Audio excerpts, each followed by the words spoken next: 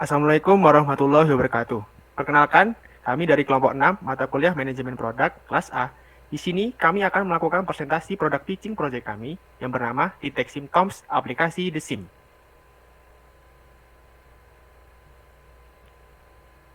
Berikut anggota dari kelompok 6. Yang pertama ada Hanum Durasidi, Ayunda Dila Ariesta, Linggar Izar Aulia, lalu saya sendiri Rama Arif Permana. Lalu ada Alfreda Ivan Widyaputra, lalu yang terakhir ada Salma Nada Sabira. Nah, yang pertama di sini terdapat headline pertanyaan yang menjadi keluhan beberapa masyarakat selama masa pandemi COVID-19, yaitu, pernahkah Anda mengalami kebingungan pada saat mengalami gejala COVID-19?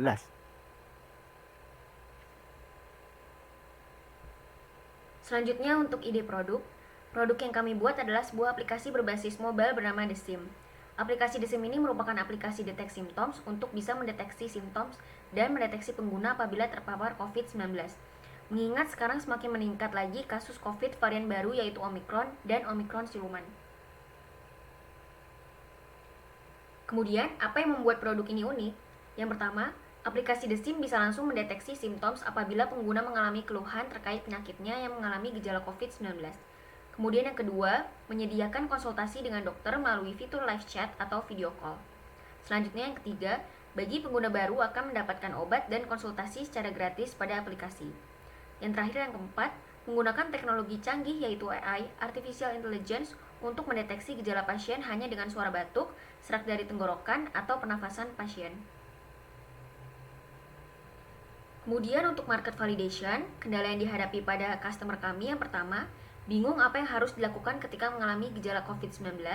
Selanjutnya yang kedua, kesulitan untuk berkonsultasi online dengan dokter. Dan yang terakhir, bingung untuk mendapatkan obat.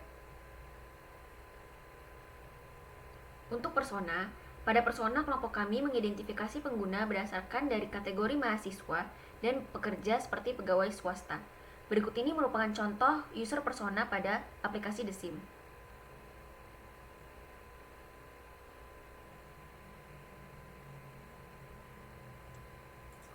Lalu saya akan menjelaskan mengenai fitur aplikasi The Sim. Ada 6 fitur utama. Yang pertama ada pencarian dokter, chat konsultasi dengan dokter, konsultasi dokter lewat video, lab tes COVID, The Sim Medicine, dan pengantaran obat by kurir. Yang pertama ada halaman awal konsultasi dan halaman konsultasi dokter. Pada halaman utama konsultasi dokter, berisikan gambar ilustrasi dan juga header tulisan. Pada halaman konsultasi dokter, terdapat halaman dashboard konsultasi dokter yang berisikan rekomendasi dokter lengkap dengan nama dokter, review bintang, dan harga. Lalu ada tab dan mock-up, konsultasi chat, konsultasi telepon, dan konsultasi video call. Untuk si chat, itu konsultasi data atau voice note. Lalu ada tampilan halaman konsultasi dokter via telepon, dan yang paling kanan ada tampilan halaman konsultasi dokter via video call. Yang ketiga, ada halaman awal lab tes COVID dan lab tes COVID. Pada halaman awal lab tes COVID, fitur ini terdapat layanan untuk bisa melihat daftar rumah sakit yang menyediakan tes swab antigen, PCR, rapid, serta vaksinasi COVID-19. Pada halaman lab tes COVID, tersedia daftar rumah sakit atau klinik yang menyediakan jasa tes swab dengan range harga yang berbeda. Lalu ada halaman awal The Sim Medicine, halaman fits obat dan chart. Ini merupakan fitur The Sim Medicine.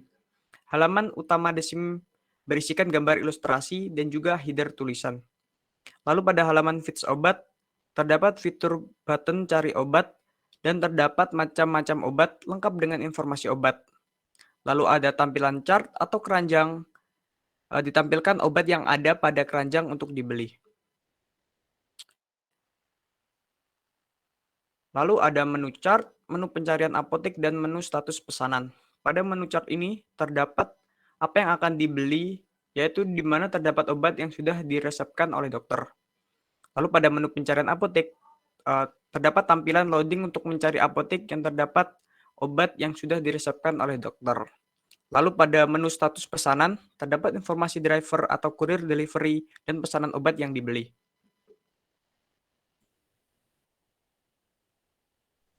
Selanjutnya ada komputer analisis. Untuk fitur yang pertama dari aplikasi The Sim memiliki tampilan UI UX bagus dan friendly. Komputer pertama dan komputer kedua memiliki hal yang sama. Untuk fitur yang kedua, The Sim memiliki konsultasi video. Kompetitor satu memiliki, sedangkan kompetitor dua tidak memilikinya. Fitur yang ketiga adalah layanan home care. Komputer satu memiliki layanan home care, sedangkan komputer dua tidak memiliki layanan home care. Lalu The Sim memiliki fitur donasi. Kompetitor satu memiliki, sedangkan kompetitor dua tidak memilikinya. Lalu The Sim memiliki fitur mikrofon deteksi batuk. Komputer pertama dan komputer keduanya tidak punya keduanya. Next. Selanjutnya produk roadmap dari The Sim. Berikut adalah produk roadmap dari aplikasi. Produk roadmap merupakan rencana tindakan yang akan diambil tentang bagaimana sebuah produk berkembang dari waktu ke waktu. Biasanya produk roadmap digunakan untuk menguraikan fungsionalitas produk di masa yang akan datang. Tahapan membuat roadmap. Yang pertama, menambahkan user story ke roadmap. Berikut ini user story ke roadmap aplikasi The Sim yang disesuaikan dengan kebutuhan fitur pengguna. Yang pertama, sebagai pengguna biasa, saya ingin mendownload aplikasi The Sim. Yang kedua, sebagai pengguna biasa, saya ingin bisa melihat onboarding screen pada aplikasi The Sim. Yang ketiga, sebagai pengguna biasa, saya ingin membuat akun di aplikasi The Sim. Yang keempat, sebagai pengguna biasa, saya ingin bisa login di aplikasi The Sim. Yang kedua, tetapkan poin untuk user story pada story point aplikasi The Sim. Pengerjaannya antara 1 sampai 2 minggu. Perencanaan untuk eksekusi. Yang pertama, melengkapi draft roadmap. Draft roadmap adalah rancangan roadmap secara keseluruhan yang sudah lengkap berisikan waktu timeline dari user story. Yang kedua, menyesuaikan jadwal untuk memenuhi pencapaian atau milestone. Milestone roadmap digunakan untuk menandai momen penting dalam waktu. Pada milestone aplikasi The Sim terjadi ketika aplikasi sudah terpenuhi semua sesuai dengan kebutuhan user, yaitu di kuartal 4 tahun 2022.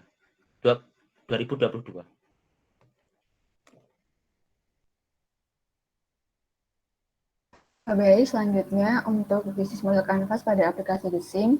Yang pertama yaitu Key Partner. Aplikasi The Sim bekerja sama dengan dokter-dokter yang telah ahli dan berpengalaman di bidangnya. Yang kedua, pengembangan aplikasi The Sim oleh tim developer. Yang ketiga, aplikasi The Sim bekerja sama dengan rumah sakit serta apotek untuk layanan kesehatan COVID-19. Selanjutnya yaitu Key Activities. Aplikasi The Sim dapat mendeteksi gejala COVID-19 hanya dengan menggunakan suara dari user atau pengguna. Aplikasi The Sim dapat melakukan konsultasi dengan dokter dan bisa memilih spesialisasi sesuai dengan kebutuhan user atau pengguna. Aplikasi The Sim dapat menebus dan mengantarkan resep atau obat secara langsung ke rumah user dengan kurir yang telah tersedia pada aplikasi. Selanjutnya itu ada Value Proposition. Yang pertama, aplikasi The Sim dapat digunakan atau diaplikasikan setiap waktu karena tersedia layanan 24 jam untuk layanan pengobatan ataupun konsultasi. Yang kedua, aplikasi The Sim dapat di-download pada berbagai platform untuk iOS ataupun Android.